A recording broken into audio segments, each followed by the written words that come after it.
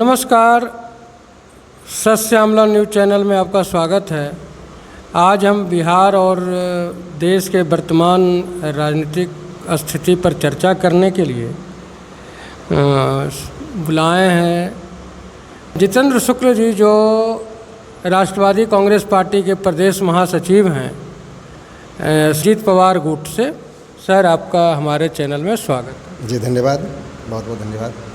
अभी सर, पहलगांव में अचानक से आतंकियों ने हमला कर दिया, उसके बाद सरकार ने उसके खिलाफ में कार्रवाई करने की बात की और अचानक से यह जो सीज फायर हो गया, इसको आप किस तरह से देखते हैं? देखिए, पाकिस्तान के ऊपर प्रधानमंत्री को कभी भरोसा करनी ही नहीं चाहिए थी, कभी नहीं करना चाहिए था। जिस प्रकार से विपक्ष के लोग, देश की जनता तैयार है लड़ने के लिए, मारने के लिए, मरने के लिए, उस स्थिति में किसी तीसरे व्यक्ति के द्वारा युद्ध विराम की बात भी नहीं करनी चाहिए थी। अगर वो सीज फायर किया है तो 2 करोड़ जनता को बलिदान मान करके, शहीद मान करके पाकिस्तान पर परमाणु परीक्षण कर देना चाहिए था। चूँकि पाकिस्तान कभी समझने वाला देश नहीं रहा है, न समझेगा न सुधरेगा। उसका एक ही उपाय है, लात मारो तब बात करो। किसी बात की उम्मीद नहीं करना चाहिए, उसको मारना चाहिए। सर, अगर युद्ध की स्थिति बनती तो उसमें तो उसके भी नुकसान थे, हमारे भी नुकसान थे, और लेकिन आपने कहा कि युद्ध होना चाहिए, यानी उसको सबक सिखाना चाहिए। लेकिन क्या मजबूरी रही होगी, राजनीतिक मजबूरी, या विश्व के पटल पर जो स्थिति बनती है, तो वह तो राजनयिक बातें हैं, बड़े लोगों की बात है। इस पर आप क्या विचार रखते हैं? देखिए, राष्ट्रीय स्तर से अगर इस युद्ध को देखा जाए तो बड़े जो देश वाले हैं, समृद्ध देश वाले हैं, उनको एक आशंका थी कि भारत की तरफ से नहीं, लेकिन पाकिस्तान के तरफ से, उस मूर्ख राष्ट्र के तरफ से परमाणु छोड़ने की बात हो सकती थी। अगर ऐसा होता तो लगभग 2 अरब लोग भूख से मरते।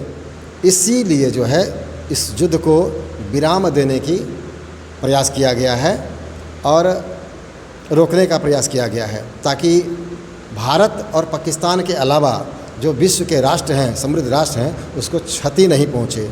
और वास्तव में ये मैं कहता हूँ विश्वास के साथ कि पाकिस्तान लेटर और सुन वह परमाणु भारत पर दागेगा। अगर भारत नहीं चेतेगा तो यह निश्चित है। यानी आप कहना चाहते हैं कि आज न केवल देर सवेर पाकिस्तान परमाणु युद्ध भारत के खिलाफ कर सकता है? बिल्कुल कर सकता है, वह संभलेगा नहीं। 1947 से लेकर के आज तक हर बार पाकिस्तान हारते आया है, लेकिन वह जो है भारत को आंख दिखाने का काम किया है, मारने काम किया है, पीठ से छुरा घोंपने का काम किया है। इसलिए भारत की आम जनता, विपक्ष के नेता सभी एक हो गए थे कि पाकिस्तान को इतिहास में एक देश था ऐसा बनाने का काम करनी चाहिए थी, जो हमारे प्रधानमंत्री नहीं कर पाए। पता नहीं उनकी क्या निजी परेशानी रही होगी या निजी कुछ कारण रहा होगा। राष्ट्र का कारण कुछ नहीं था, राष्ट्र का एक ही कारण था, पाकिस्तान को हटाओ। सर, बहुत जल्द बिहार में चुनाव भी होने वाला है।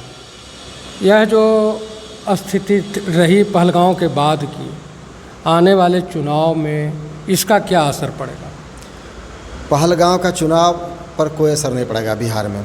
बिहार के जो स्थानीय मुद्दे हैं, बाढ़ है, सुखाड़ है, बेरोजगारी है, गरीबी है, शिक्षा है, स्वास्थ्य है, वह स्थानीय मुद्दे पर ही चुनाव लड़ा जाएगा।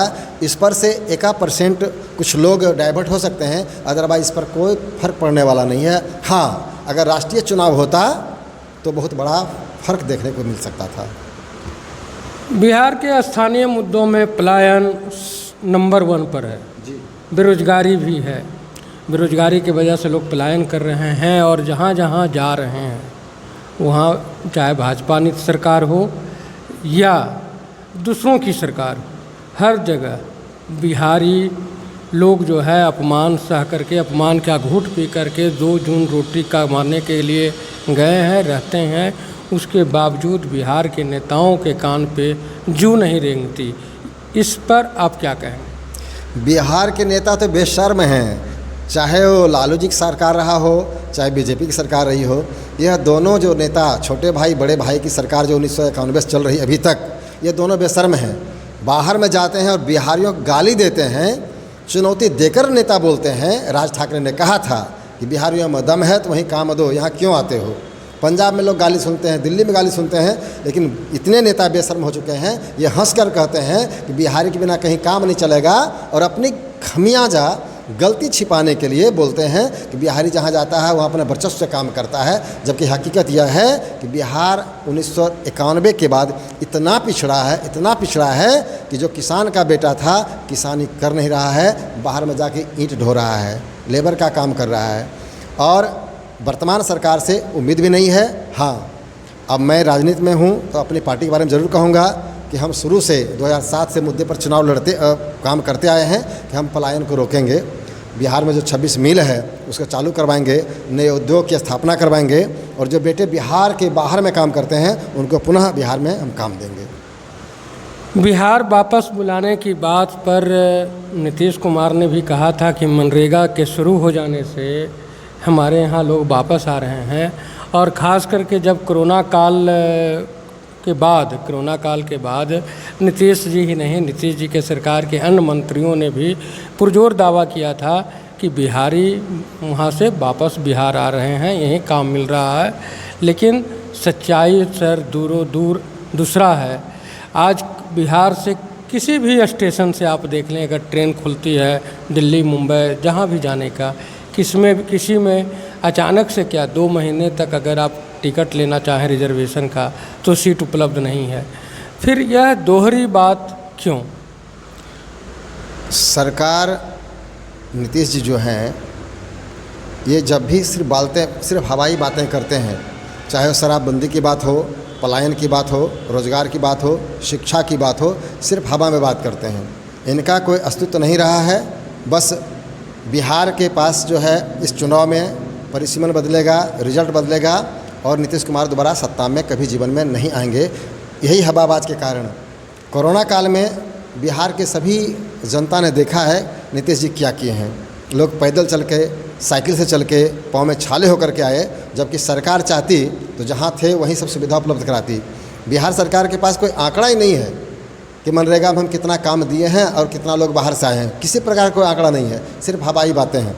इनके बातों पर जो है गौर करने का ज़रूरत नहीं है। इनकी बातों को समझ लीजिए, बस फालतू बात बोलते हैं, कुछ फ़ायदा नहीं सुनने का। सुशासन की सरकार में सरकारी नौकरियों के लिए जितने भी एग्ज़ाम हुए हैं, कंपटीशन हुए हैं, उनके सभी परीक्षा परिणामों में धांधली हुई है, और उस धांधली के वजह से अभ्यर्थी जो हैं सड़क पर धरना प्रदर्शन कर रहे हैं। उनकी बातों को सुनने के बजाय सरकार के जो लोग हैं, प्रशासन जो है, वो उन पर लाठियां चला रही है। अभी 2-3 दिन पहले की बात है, बीपीएससी TRE 3 का बच्चे लोग रिजल्ट मांग रहे थे, सप्लीमेंट्री रिजल्ट दो, और ये 4 महीने से लोग इस तरह से वहाँ धरना प्रदर्शन कर रहे थे, कोई सुनने वाला नहीं था।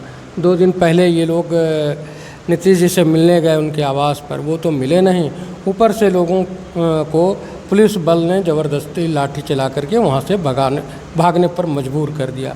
कई लड़कियों को जेंट्स पुलिस पकड़ करके ज़बरदस्ती गाड़ी में घुसाया, कई बच्चों के सर फट गए। तो इस तरह के जो हिटलर शाही है, यह सर कब तक चलेगा? अब जो कुशासन है, जिसको आप सुशासन कहते हैं, सुशासन एक कुशासन है। जंगल राज 2, इसको हम बोलते हैं महाजंगल राज 2, अभी बिहार में चल रही है। और इस विधानसभा चुनाव के बाद मंगल राज सुशासन का स्थापना वास्तव में होने जा रही है। क्योंकि अब जो है जनता देख चुकी है कि ये सुशासन बाबू नहीं है, कुशासन बाबू हैं। ये नीतीश कुमार नहीं है, कुर्सी कुमार हैं। कथनी और करनी में आसमान ज़मीन का अंतर होता है, इसलिए जनता इनको हटाने काम करने जा रही है। सुशासन आने वाला है। आप एनडीए के ही एक घटक दल राष्ट्रवादी कांग्रेस अजीत गुट से जुड़े हुए हैं। क्या अजीत गुट राष्ट्रवादी कांग्रेस बिहार में चुनाव लड़ेगी? अजीत पवार जी जो हमारे राष्ट्रीय अध्यक्ष हैं, राष्ट्रवादी कांग्रेस पार्टी राष्ट्रीय स्तर पे एनडीए के साथ है, लेकिन बिहार में 243 विधानसभा पर हम चुनाव लड़ने जा रहे हैं और मजबूती से चुनाव लड़ने जा रहे हैं। हमारे सभी राष्ट्रीय नेता चुनाव प्रचार में भी आएंगे और मजबूती से लड़ कर के बिहार में जो सरकार बनाने की चाबी होती है, इस बार घड़ी छाप के पास रहेगी? राष्ट्रवादी कांग्रेस का बिहार चुनाव में क्या मुद्दे होंगे? जो वर्तमान में मुद्दे बिहार के हैं, उस मुद्दे के अलावा जो हमारी 2007 से मांग रही है, बेरोजगारों को 10,000 रुपये मासिक भत्ता, शिक्षा BA तक बिल्कुल फ्री हो, जिसमें नामांकन से लेकर किताब तक किसी प्रकार का 1 रुपया भी छात्र का नहीं लगे, स्वास्थ्य जो है 10 लाख रुपये तक, चाहे गरीबी रेखा के ऊपर हो या नीचे हो, जो हॉस्पिटल पहुंच जाए उसको फ्री में इलाज होनी चाहिए। और हर एक ज़िले में एक स्पेशल उद्योग सेंटर की स्थापना हो, जहां उद्योग देने के लिए बात किया जाए और सुनिश्चित किया जाए कि हर एक घर से एक आदमी को रोजगार सरकार दे। इन मुद्दों के साथ स्थानीय मुद्दे होंगे, जैसे कोशी का तांडव। हर साल अरबों रुपया खर्चा होता है और हर साल पैसा का बंदर बांट होता है, लेकिन उसका कुछ निश्चित अस्थायी उपाय नहीं मिलता है। हमारी सरकार अगर आती है और हमारे चुनाव मुद्दे में रहेंगे, हम अस्थायी निदान देंगे। जहाँ सुखाड़ है वहाँ पानी देंगे, जहाँ बाढ़ है वहाँ बांध बनवाएंगे।